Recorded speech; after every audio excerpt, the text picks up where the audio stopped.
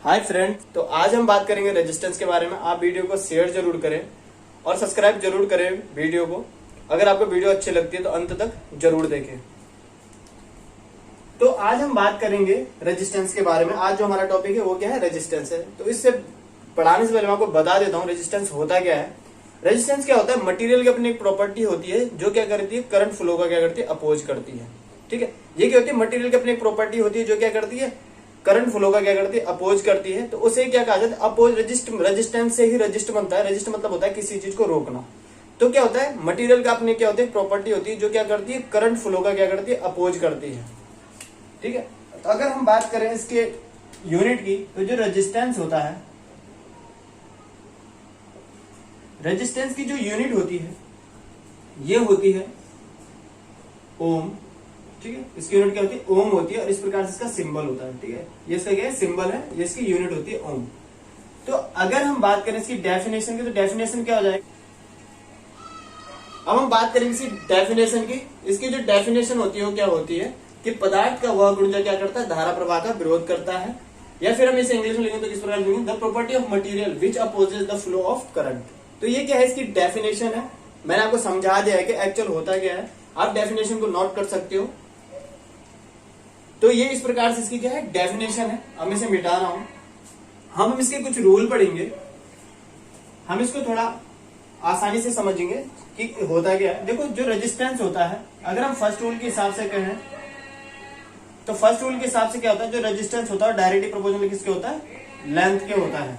ठीक है, directly proportional किसके होता है, लेंथ के होता है। अगर हम सेकंड रूल की बात करें तो ये क्या होता है, इनवर्सली प्रोपोर्शनल किसके होता है, एरिया के क्या होता है, इनवर्सली प्रोपोर्शनल होता है। जो एरिया होता है उसके क्या होता है, इनवर्सली प्रोपोर्शनल होता है। हम इसे समझेंगे कैसे, हम इसे समझेंगे कि ये माना बात कोई वायर है।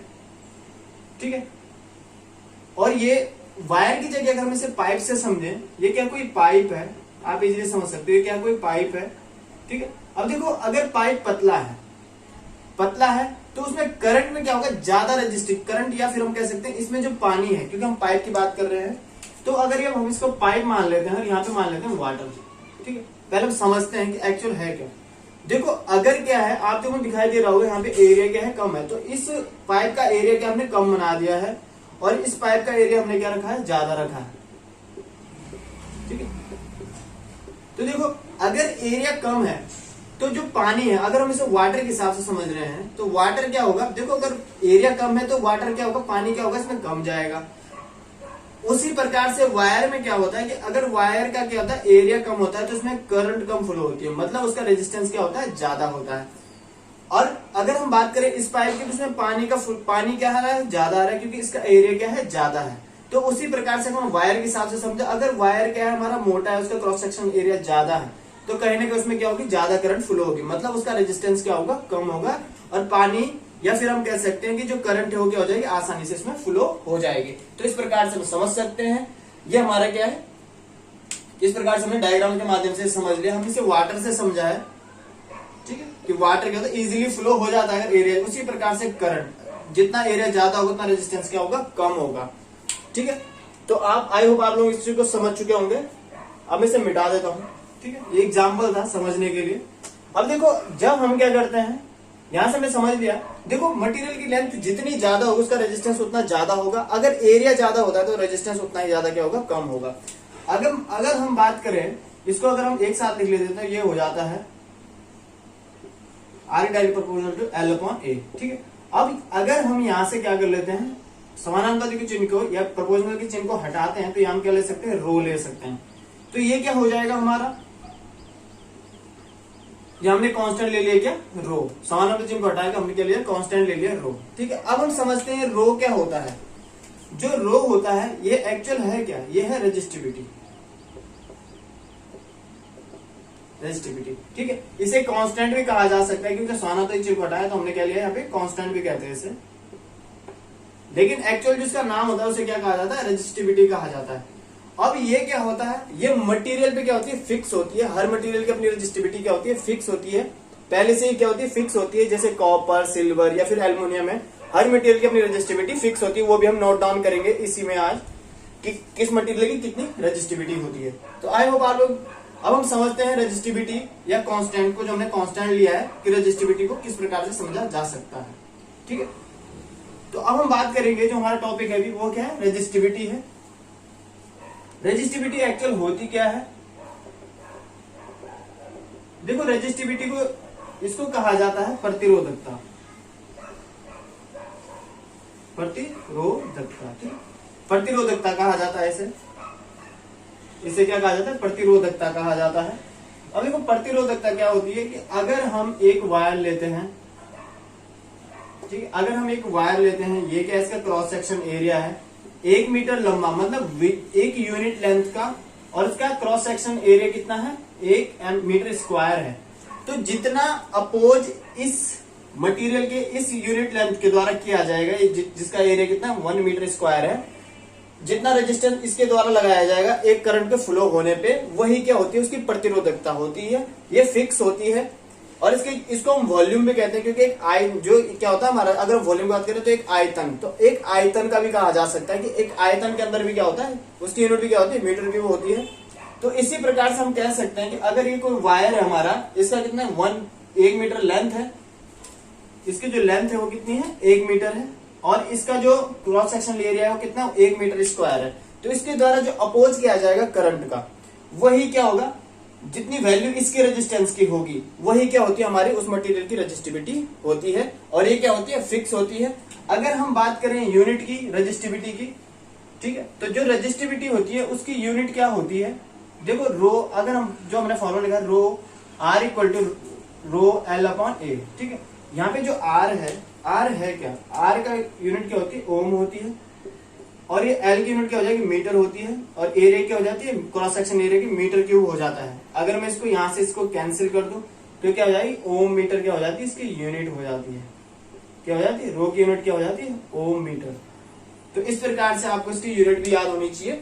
जो रेजिस्टिविटी होती है, प्रतिरोधकता होती है, उसकी यूनिट क्या होती है? ओम मीटर होती है। अगर हम बात करें इसकी डिपेंडेंसी की, ये किस चीज पे डिपेंड करता है?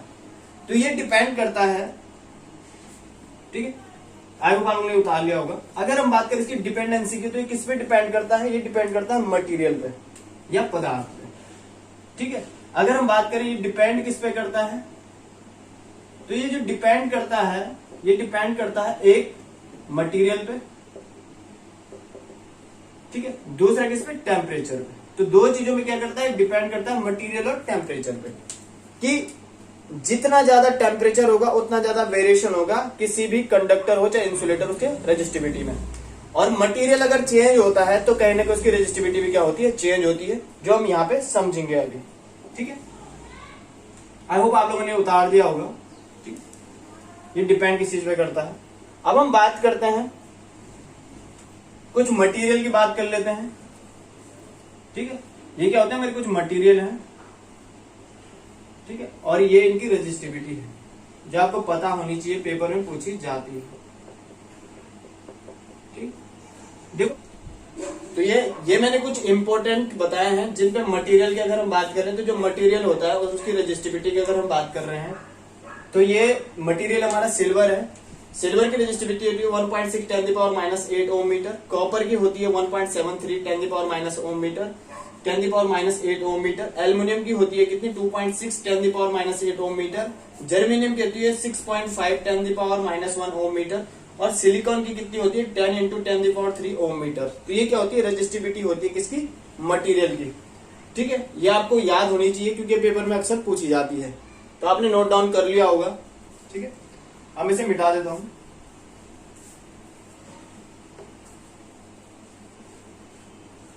अब हम बात करेंगे कुछ इंपॉर्टेंट टर्म की, कि यदि हम क्या कर देते हैं, तार की लंबाई को क्या किया जाता है, अगर हम क्या कर देते हैं, तार की लंबाई क्या किया जाता है, खींचा जाता है या फिर उसे स्ट्रेच किया जाता है, तो उसके खिंचाव के क्या प्रभाव होते हैं, मतलब स्ट्रेच के जो इफेक्ट होते हैं किस पे, एक वायर पे, या उसे स्ट्रेच किया जाता है फिर उसे रिड्यूस किया जाता है, तो उसकी लंबाई को कम किया जाता है, या फिर उसे उसकी लंबाई को खींचा जाता है या खिंचाव किया जाता है, उसकी लंबाई को क्या किया जाता है, बढ़ाया जाता है। तो उसके रेजिस्टेंस पे क्या प्रभाव पड़ते हैं, उस आधार पे कुछ हम शॉर्ट फॉर्मूलाज की बात करेंगे जो पेपर में आते हैं, इजीली कर सकते हैं। यहाँ पे हमने क्या बताया है, स्टार्टिंग से बताता हूं मैं आपको। तो हम बात कर रहे हैं अभी अगर तार की लंबाई को खींचकर क्या कर दिया जाता है, दुगना कर दिया जाता है। दुगना हमने कहा है यहाँ पे दुगना हो सकता है, तिगुना हो सकता है, 4 गुना भी हो सकता है।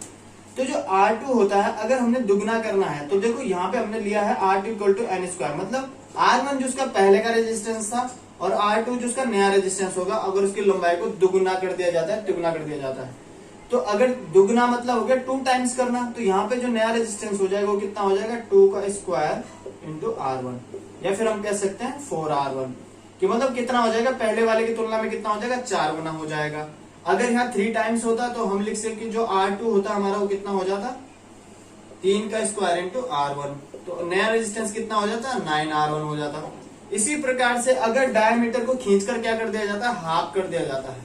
क्या कर दिया जाता है, आधा।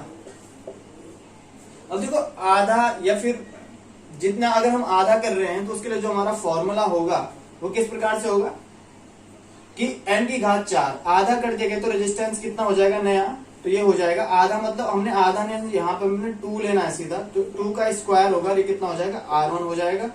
सॉरी यहाँ पे घात कितनी होगी, 4 होगी, तो R2 कितना हो जाएगा हमारा, R की घात 4 मतलब 16R1। ठीक है, तो इस प्रकार से कुछ फॉर्मूलाज हैं जिन्हें हम समझ सकते हैं।